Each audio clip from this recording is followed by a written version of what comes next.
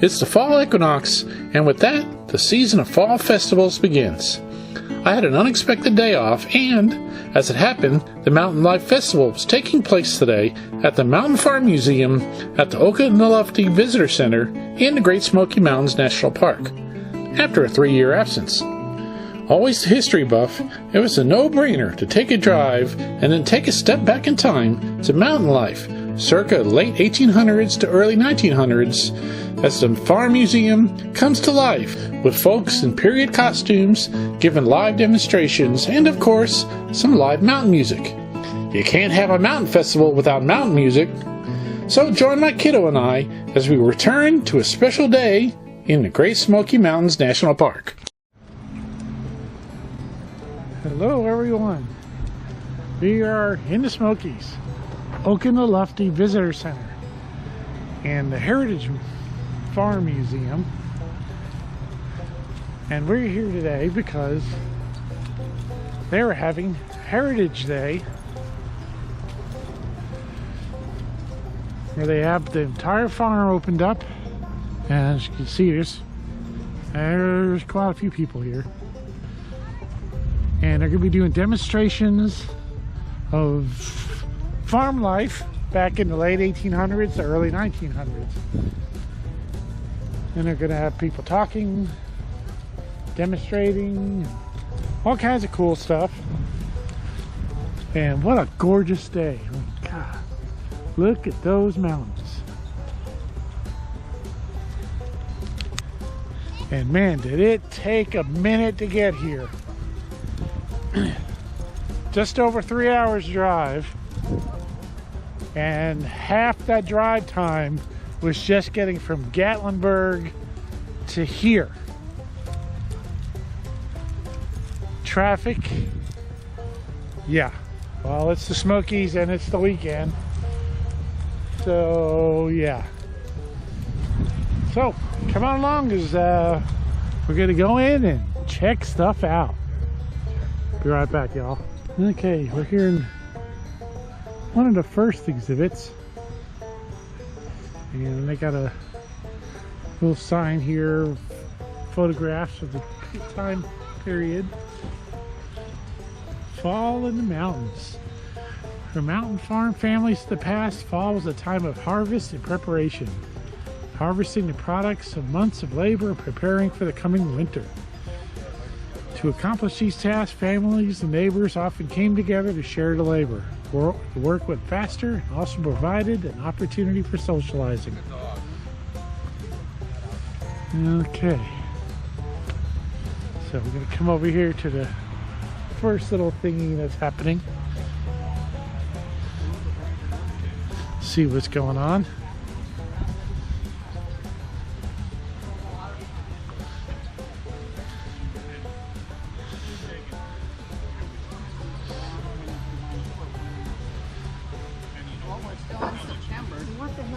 This is a black walnut tree. Well, I see some of those. So it's hard.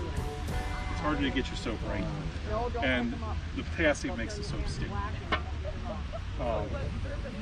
So when as soon as it was available, they bought lye. It's from the you can get it at a hardware store. Believe me, we've been there, done that. Is this made from lye? This is commercial lye. Yeah.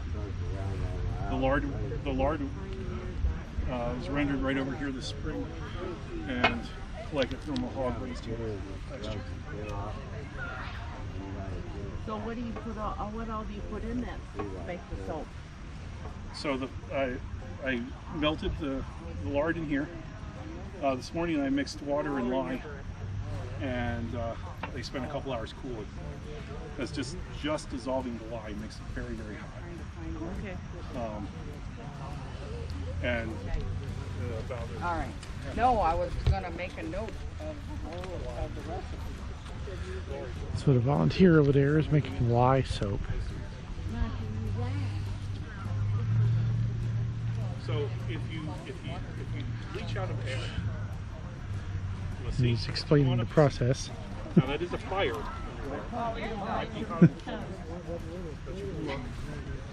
It's not much of a fire, but it keeps. They're making soap. How they made soap back in the old days. Okay, all you gotta do is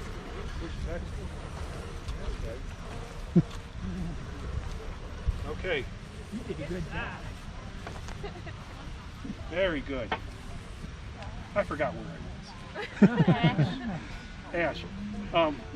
So early soap, they just mixed together wood ash and fat and kind of soap-like. They made some soap in it. Very impure. But then they poured the water through to leach it out of that. And, you know, that works, but it's not ideal. And then once you go to the commercial lye, well, I have the advantage. I have a thermometer and I have a scale, and they had neither of those. I can guess temperatures well enough that I could do this. I wouldn't want to do this without a scale. How long does it take to do this? It's about 2 hours of stirring usually. Whoa. And how long does it take it to set up the soup ball? So once it reaches cake batter consistency, we'll pour it in the mold. It'll stay in the mold a day or two. So effectively, it's going to be Monday morning when the farmer demolds it, cut it, and then it gets put on a shelf for a couple of weeks to cure. And so the last few percent of that reaction. And then, so the stuff in the basket is stuff we made last year. Same process. So how long does the soap last? You said that's from last year. Could we use it? Yeah. How long will it keep? Forever? Depends how good a job I did. Oh. So if I got too much fat in there, it'll go rancid. Right. If it just sits out, it'll dry up and it'll be really, really hard to get it to dissolve.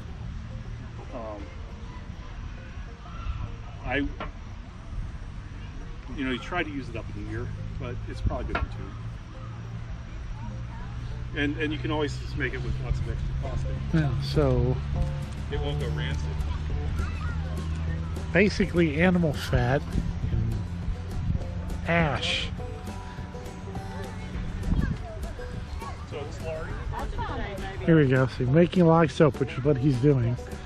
Soap is made by combining animal fat, water, and lye bleached from wood ashes. This mixture was stirred constantly for hours while it is heated over in an iron pot over fire, which is what he's doing. And he said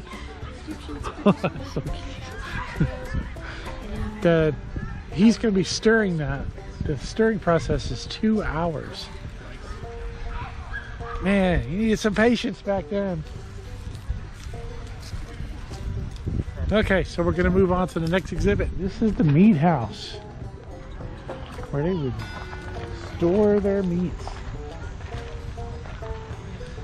This building protected one of the most valuable commodities on the mountain farm, the meat supply.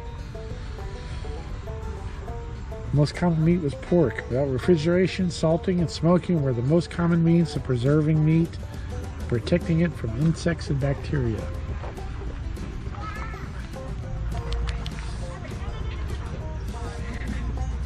And what do we got here? A dough bowl. Used for mixing and kneading dough. This right here. Salt gourd grown on the farm were used for a variety of purposes, including birdhouses, water dippers, and storage containers. This one was used to store salt. And we got a coffee mill. An 1895 Montgomery Ward catalog ad for a coffee mill. Vegetable chopper. Spider. Spider is a cast iron frying pan. Originally, spiders had legs like this one, which gave the pan its name. Designed for cooking over coals on a fireplace hearth. It's an old spatula. A meat chopper, cabbage chopper. Food graters look like they just took a piece of metal and just punched a whole bunch of holes in it. Vegetable chopper, old-timey rolling pin, and okay. So here's one of the cabins. I can't remember whose cabin it is, so I'm going to go around front, see if it's got the sign.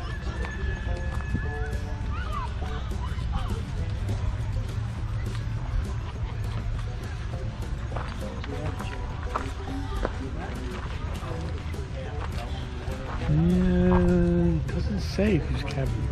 That'll be a main cabin. I'll look it up later.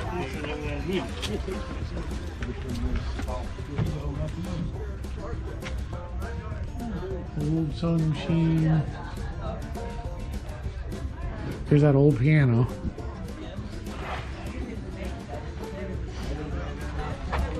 Okay. Be back. Broom making. Many farm families made brooms for use around the house and farm. And occasionally, families also produced brooms for sale. Here's a broom corn, belongs to the sorghum plant family, introduced in the country from Asia in the late 1700s.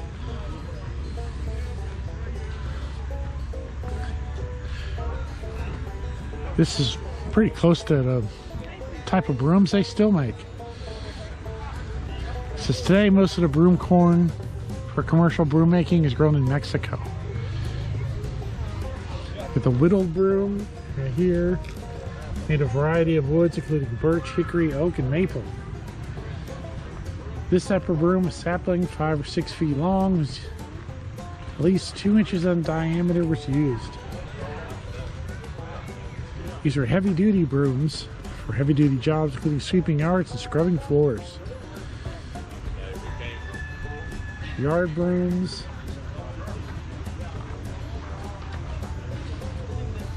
They're around the house is often swept daily, using this time. Oh yeah, for out in the yard. So I guess that's the name, right? This type of yard was easier to care for. Many people felt it helped control insects that kept snakes away from the house. Brooms were made with twigs and tree limbs and were often used for keeping the yard swept clean. And I guess here's where they're demonstrating how they made the broom corn. And this looks like the broom sedge.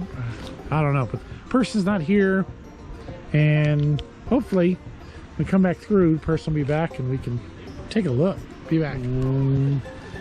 This little demo, which again the gentleman is not here, or could be a woman, I don't know. Not here, showing how they're working with metal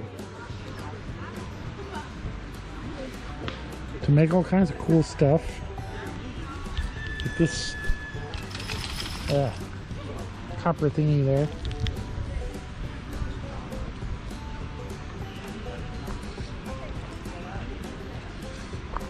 And we got some horsies.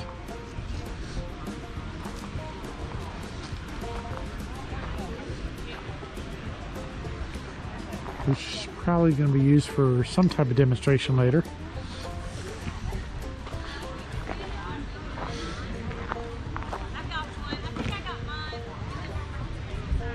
And well, let's see what's going on over here.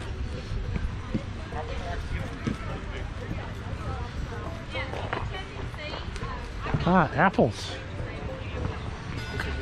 Of course, we got the apple grove right there.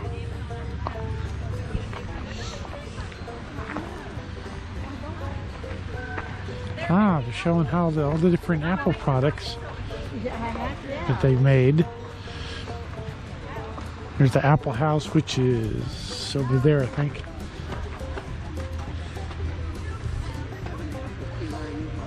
Drying of sulfuring apples.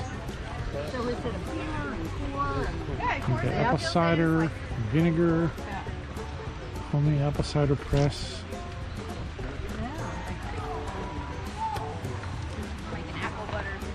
Ah, so she's making apple butter over here.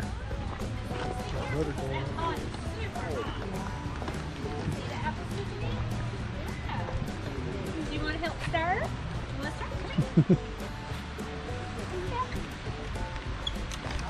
Apple butter on the fire.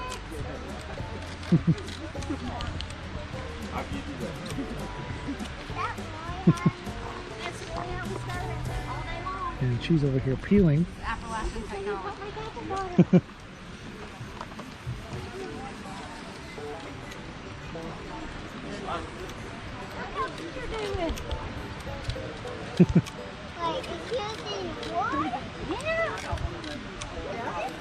Yes, this wood and the paddles wood too, and look, it's got holes in it. I know that helps it to mix up better. Let's see.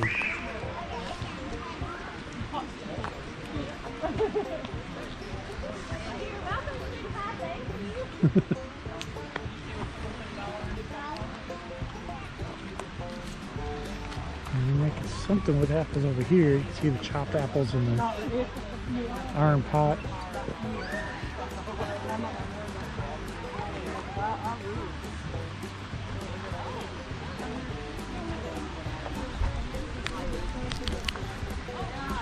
And they made all kinds of things with these apples.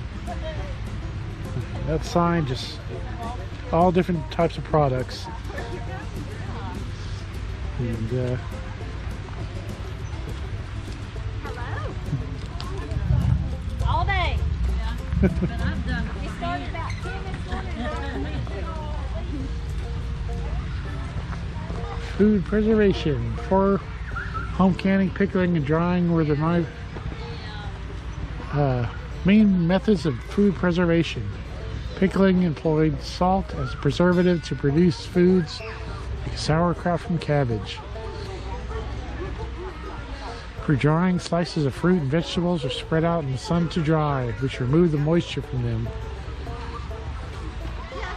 Although the mason jar was patented in 1858, home canning was not widespread in rural areas until after 1900.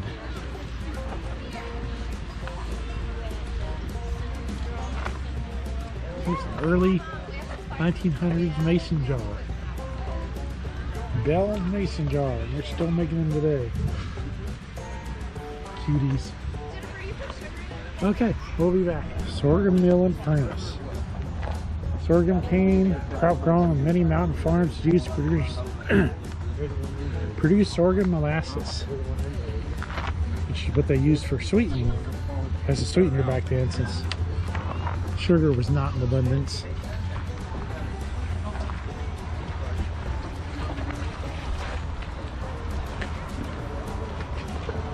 Wild.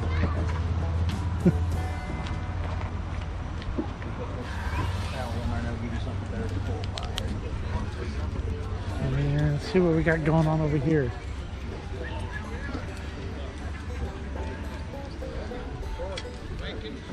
Looks like we got samples of apple cider over here. That I assume was made over there.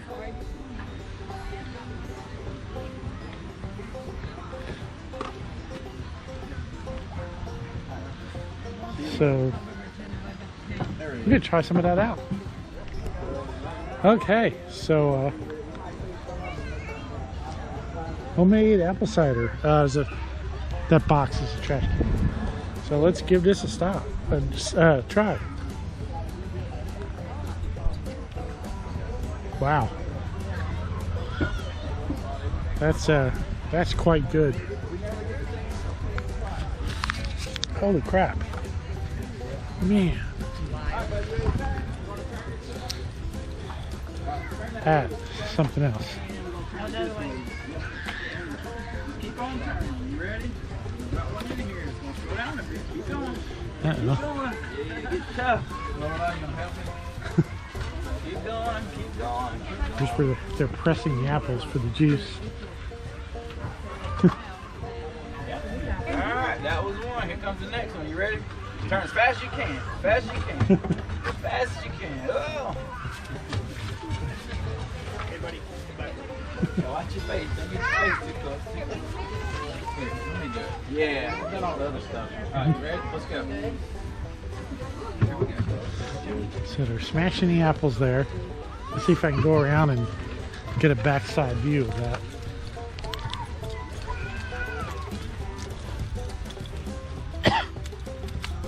Apple house. This is where they keep all those apples.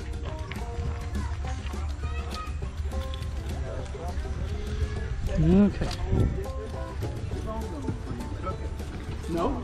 We just press it. Press and pour it straight into the top. Just pour it over there, man. You can get a sign. Yeah. Yeah. mix. Come As on. we're smashing, going into the bucket.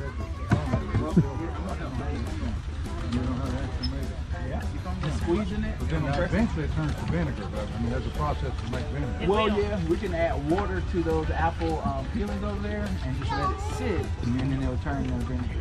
Okay. It will ferment. It will ferment, so you have to kind of get the cap off of it.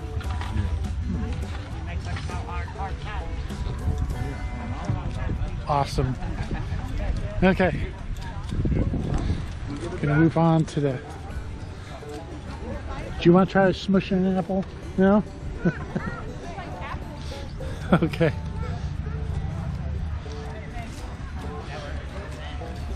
Moving on, y'all. Here's a sorghum crusher.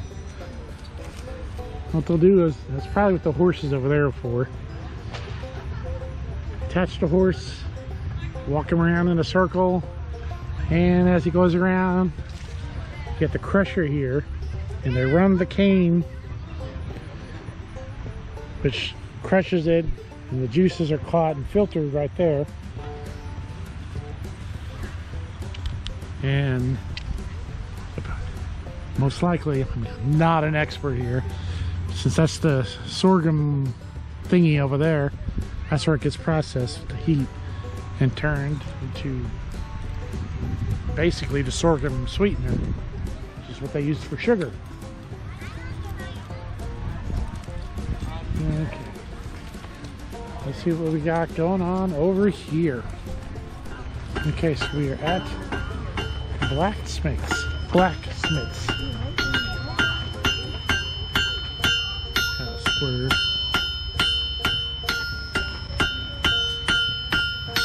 they are in the middle of creating something.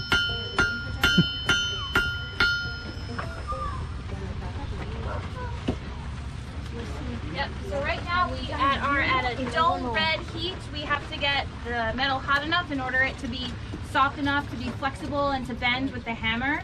So this is a dull red heat, and that's how we're able to tell the temperature of the piece of metal by the color. So does anyone want to guess how hot the metal needs to get in order for it to, how hot do you think it needs to get? Burning flesh. That's a little too hot. That's very hot. Yeah? So we're looking at anywhere between 1,500 to 2,200 degrees. She's way hotter than I thought. I was thinking 600-700. So we're looking for the color is what's going to tell us the temperature. So I want to get it at a bright orange and almost yellow color. So we're going to pump on the bellows, giving us a lot of air. It's basically like a pair of lungs. It's 2 chambers. As I'm pumping, the chamber on the bottom is pumping air into the chamber on the top, sending a consistent airflow through the air pipe and into the fire pot where we're keeping our coals.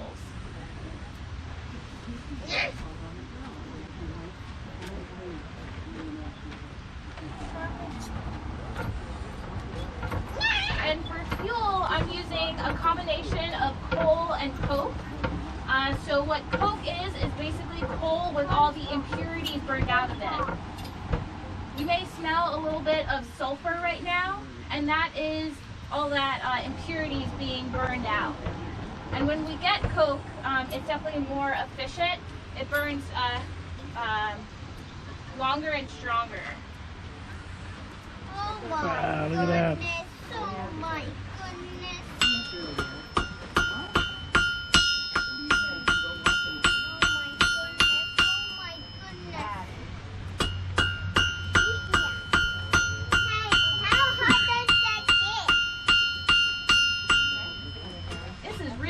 This is going to be probably about 1,800 degrees. How long does it stay to where you can, or how long does it stay pliable before you have to heat it again? Not very long, Yeah. probably about like a couple of minutes or so. But even when it's starting to cool down, again, we have this dull red. Even though it's not a great time to shape the metal, it's a good time to smooth it out for any kinks. Which don't have any kinks just yet, but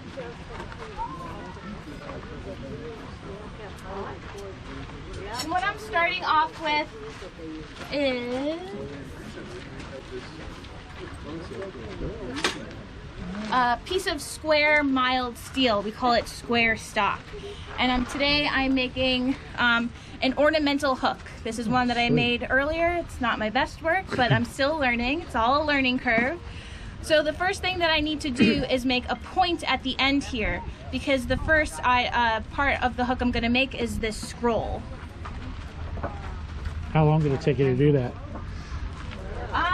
With using this piece of stock, it's so thick, it takes me about an hour to do. Oh, but if I work with smaller stock, it's a little bit easier on the arm there. It can take me about like 15 minutes to make a hook. Wow.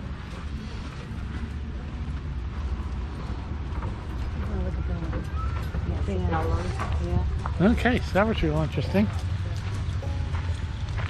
We're going to move on to the next little exhibit and be back. So just left off to the left of the farm museum, we got the river here. Or I guess it could be from the right, depending on which way you're going. From the way we were going, it's on the left. Anyways. Gorgeous. This right here is what the Smokys is all about.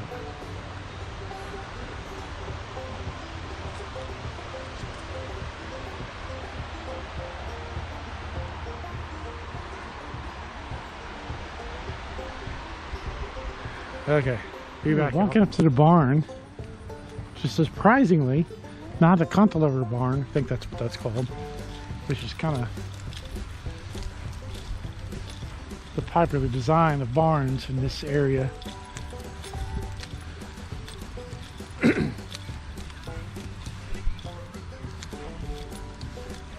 Don't know if they have any animals here today.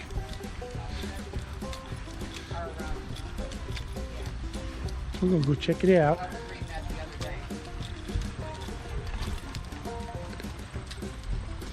Oh, yeah, the color. This is the copperhead will be like one. You got these little, looks like sleds. I'm sure they used to pull around crops and whatever. No idea what this thing is. Check this out.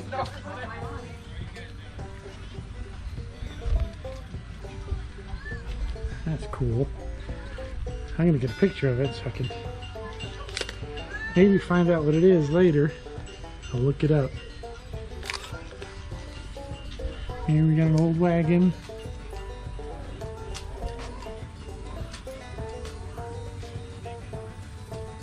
And that little, well, they soon to be was a going to town wagon over there.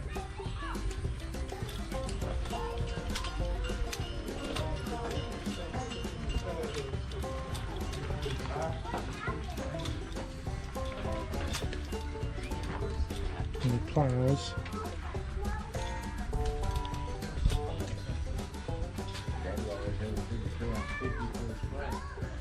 Looks like another one of those machines right there.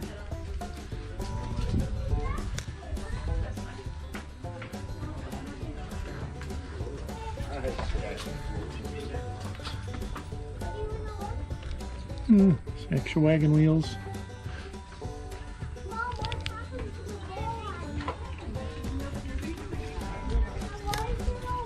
Pretty neato.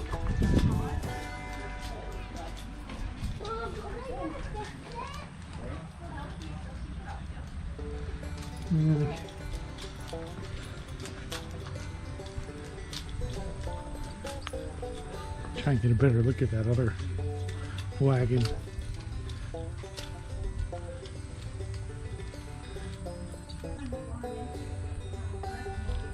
Awesome. Did you see this little wagon back here? Okay, I'll be back for y'all. Okay, what I just noticed about this wagon, not only, I mean, it's got the upholstered seat on it, but the wagon wheels have rubber. Whereas these wagons are all metal wheels. This one has rubber on the wheels.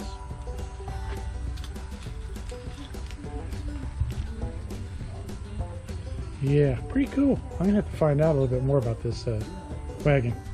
Okay, so we've come up to a table where they're demoing toys and games that kiddos used to play with during that time period. The way they have it, it looks like they're just like, and then somehow. Okay, take one end in each hand. And see how Grandpa's spin it? There you go. And now pull it. Yeah, that's what I tried to do, but it Okay, Makin, look, you go like that. Makin, do you want to play it? showed me the way. Let's go. Stilts. Apple butter over fire. Want to try the stilts?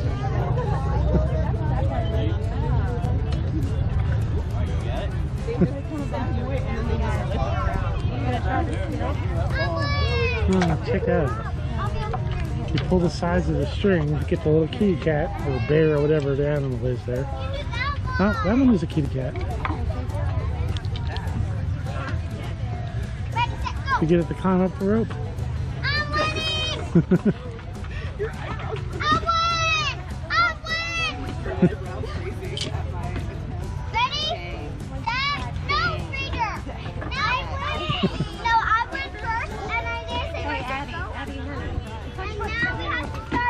Totally cool.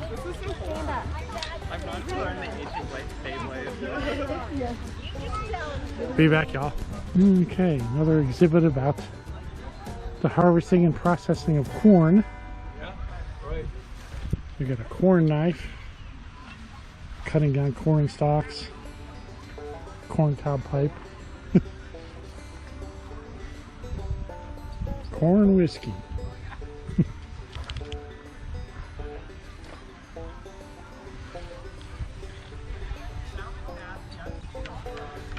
Old grist mill.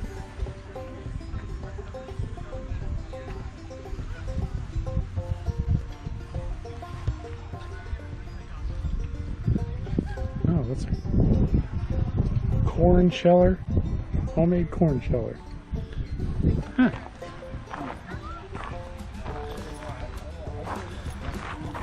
And we got here corn crib. Oh, check this out. Missed this.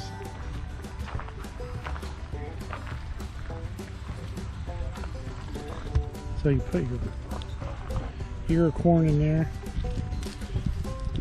and it takes off the corn kernels.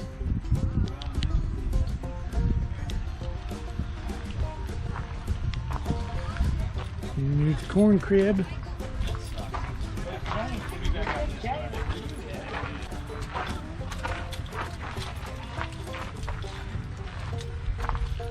Where I assume they would store the corn.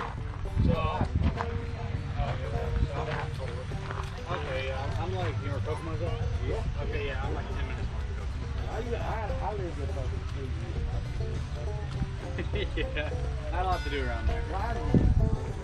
Corn is community, corn is family, corn is life. There are a few crops in the Smokies that sustain the communities of people living here. Corn is one of those few foods. Not in the country. Main crop that filled farmers' fields and the backbone of many meals and materials for everyday objects, including making little dolls. Yeah. Every Friday night I was coming back to bed. Yeah, I used to work up there for Bob Young. Oh yeah. Most corn is ground into cornmeal and prepared into cornbread, mush, hoe cakes, or spoon bread. No idea what either one of those two are. Milling days are usually on Saturday. Mingus Mill was one of the largest mills in the Smokies, which we've been to that place a couple times. It's just up the road from here. Yeah. Actually, it's better before you get there. Corn cob. You didn't make it without corn in the Smokies. Mingus Mills service as many as 200 families, some traveling as far as 15 miles away. The Talks of bartering and trade, life updates, and socialization became the norm in the community gatherings at the mill. Which, I've talked about that before, how mills were like the flea markets of the day.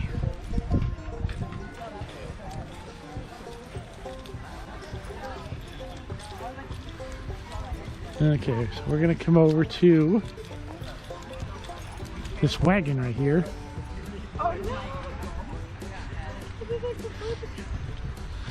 And this wagon is explaining the production of sorghum. Got this picture where they're cutting and gathering, bringing it to that grinder, which is over there. And here, you got a picture of the horse that's spinning that thing. Grinding the sorghum cane to extract the juice for making sorghum syrup. Here they're boiling the juices, which is what they're doing right there, to make sorghum syrup. Testing the thickness. Sorghum cane is grown in many mountain farms. It was planted and cultivated much like corn. The sweet juice inside the stalks was extracted by feeding the stalks between rollers of an animal-powered cane mill. And here's one of those. You could have got one for a low price of $16.50 back in 1908. $16.50. I wonder what that translates to today's dollars. Probably quite a bit.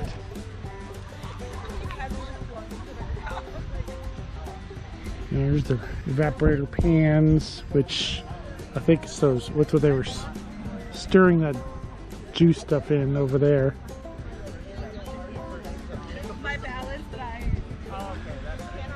Okay.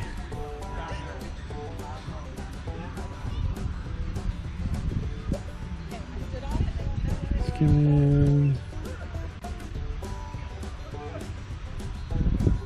I wonder how much, you know, what's the production? I mean, how much sorghum syrup do you get from the whole process? Oh, here we go. 10 gallons of juice produced about 1 gallon of syrup. Wow. So I wouldn't consider that like efficient. But this is pioneer days. So yeah. Okay, be back, y'all. Okay, so the person doing the broom making is back. So we're making our way over there.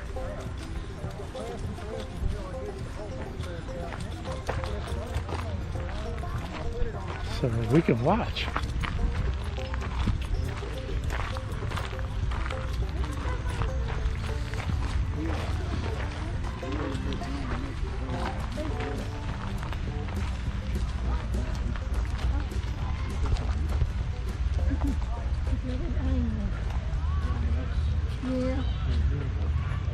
It takes skill to do that, doesn't it?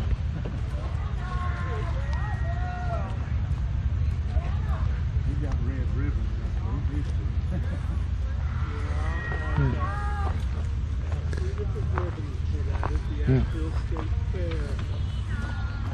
to. So look at the words this guy has gotten. So I'd say he knows what he's doing. Hello. Look at that. It's like a little side broom there. It's a turkey wing broom. Ah. It's shaped just like the wing of a turkey. Makes sense. If it didn't curve it quite so much, they call it a chicken wing broom. If they pick one of these chickens and spread its wings out, you can see exactly where they get the name from.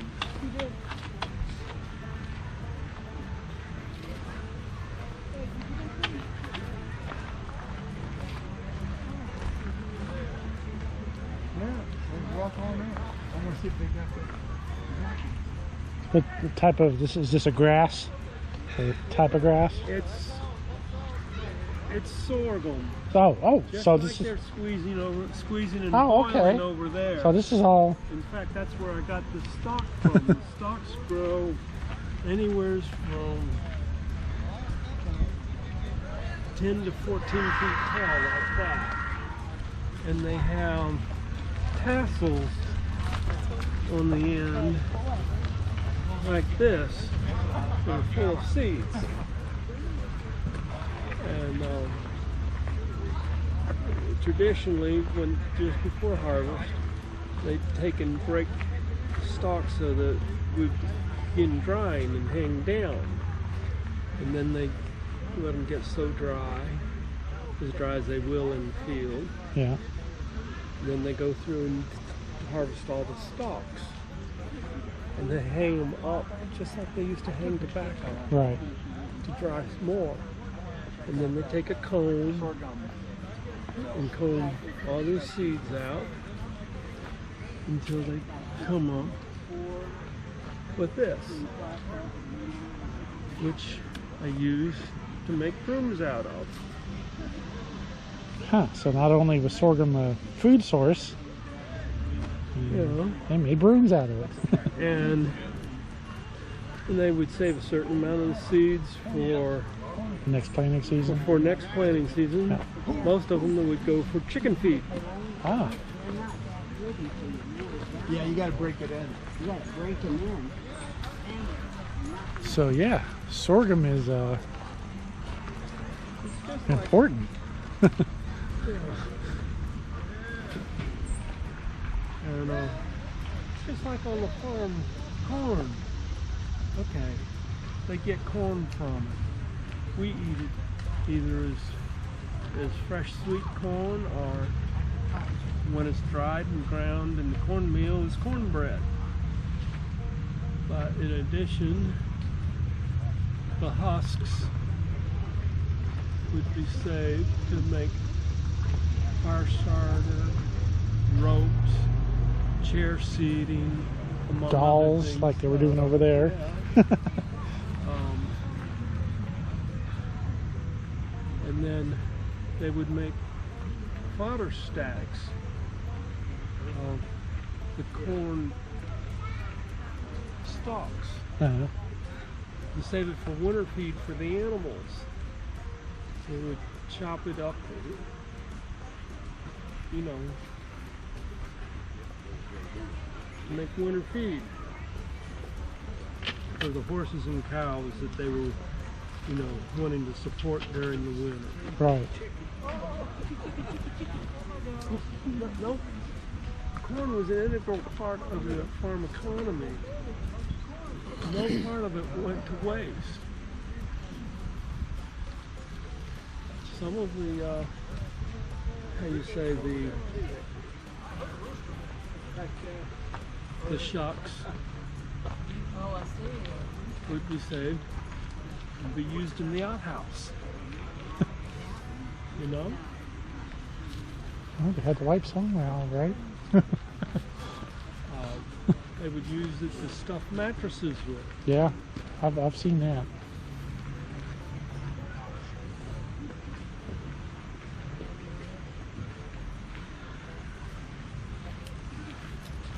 You know.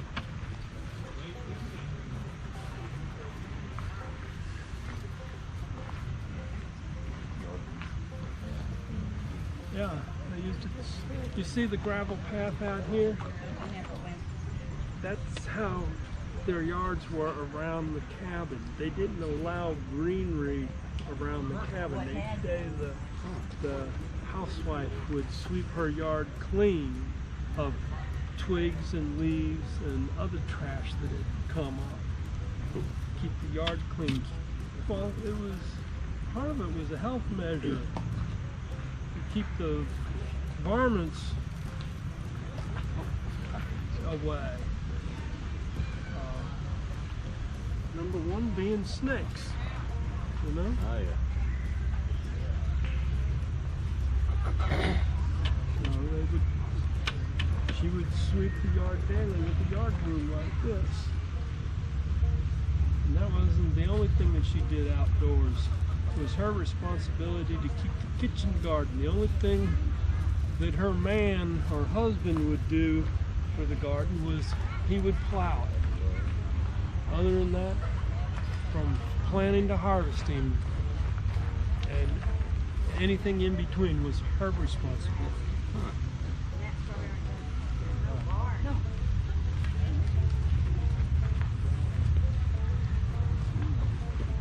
Some people say, "What?"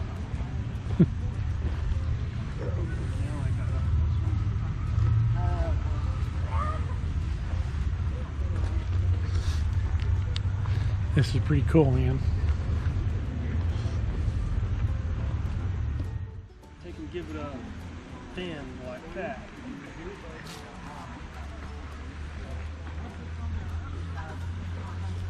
Chickens. Oh, here comes that noisy rooster again. I told him 3 or 4 times I ate one of his relatives for lunch. Doesn't seem to shut him up. I knew he would do that. It's revenge.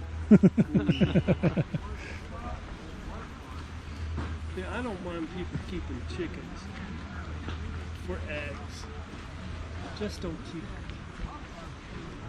roosters. Because all the rooster does is cock-a-doodle-doo all day and night.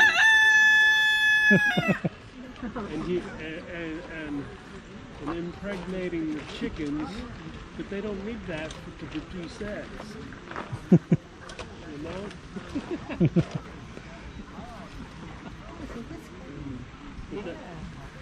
That's just my commentary on the situation.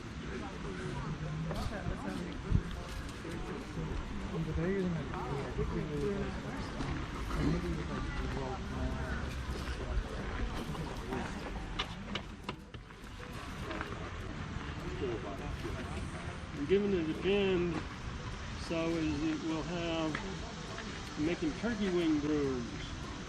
Oh, so he's making another one of these. Yeah, shaped just like a turkey's wing, and it's important to do the bend. Okay, I had to switch cameras. And they are doing sorghum pressing.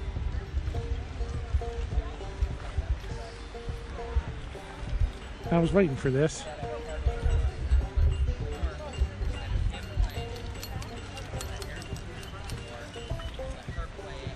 As you can see, feeding the sorghum into the crusher.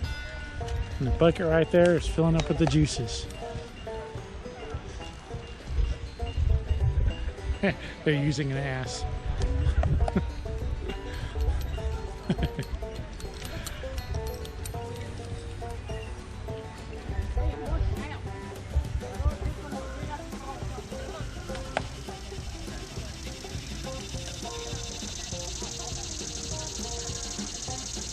So it takes 10 gallons of that stuff to make 1 gallon of the syrup. Wow.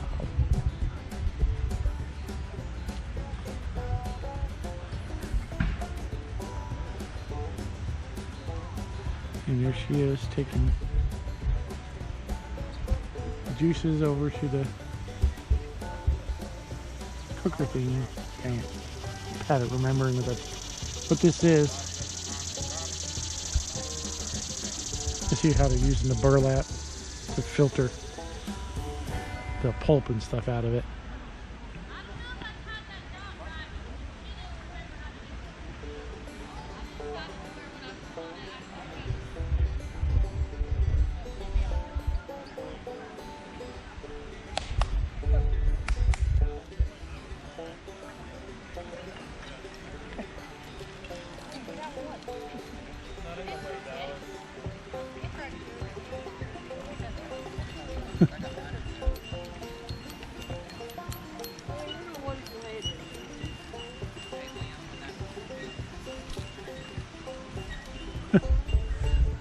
Pretty cool, man.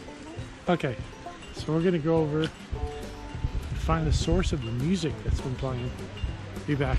Okay, so we're almost back to the visitor center here, where they got musicians up here playing mountain music. So we're going to come check it out for a little bit. Be back. Who have gone this way before? I am determined to go and see that good Lord over on that other shore. I am a pilgrim and a stranger, traveling through this world somewhere. I've got a home in that yonder city, good Lord, and it's not made by hand. How about those fiddles?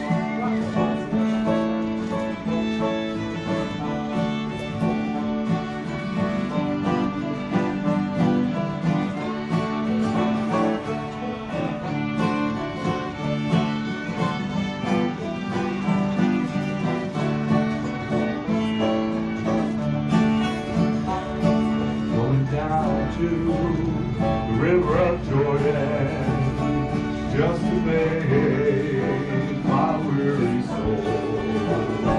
I could touch but the hem of his garment, good Lord, I do believe it would make me whole. I am a pilgrim and a stranger, traveling through this worrisome land. I've got a home in that yonder city, good Lord, and it's not made by hand. I ain't gonna work on the farm. I'm gonna lay around the shack until the mail train comes back and roll in my sweet baby song. When I roll in my sweet baby song, roll in my sweet baby song, gonna lay around that shack till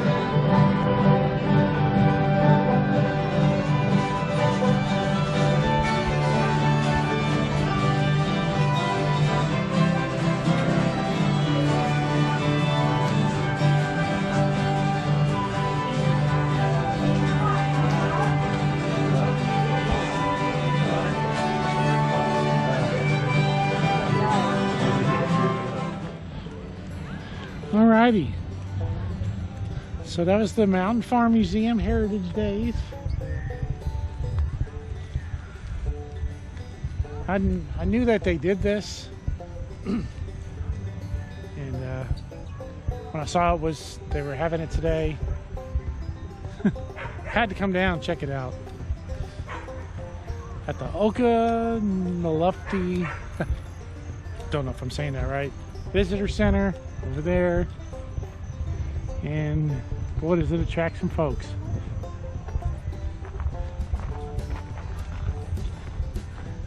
In the backdrop, those beautiful mountains.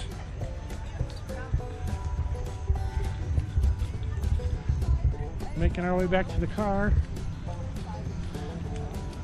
One big takeaway that I get from this is that, you know, the stereotype of these mountain folks that they were just, you know, uneducated, you know, country bumpkin type people, but these people smart. I mean, everything that they grew and made out here, I mean, they used every bit of it for all kinds of things. From not only food for themselves and their livestock, but they made utensils out of it, brooms and stuff like that. And I mean, every bit of what they grew on their farms back then, they used it. Just amazing. I mean, and these people had a closer relationship with the land and used the land or respected the land far better than we do today. So for that, I have a massive amount of respect for the people that lived in these hills back then. Okay, so we're out of here. I'm gonna go grab something to eat, probably in Cherokee, since we're just a few miles from Cherokee. So yeah, check out the channel, like and subscribe, and we'll be back. Stick on the ice, y'all. Adios. Well, I didn't get to hike, but hey, we were in the Smokies, and I felt fortunate I had the day off for the return of this annual event here in the park. The festival today gave a fun glimpse to life in the Smokies at a time, hopefully, that will never be forgotten. All the volunteers here were awesome, and the musicians talented. Our team thanks all those involved and the Park Service for a memorable day. So from our family to yours, we wish you health and happiness. We'll see you all out on the trail.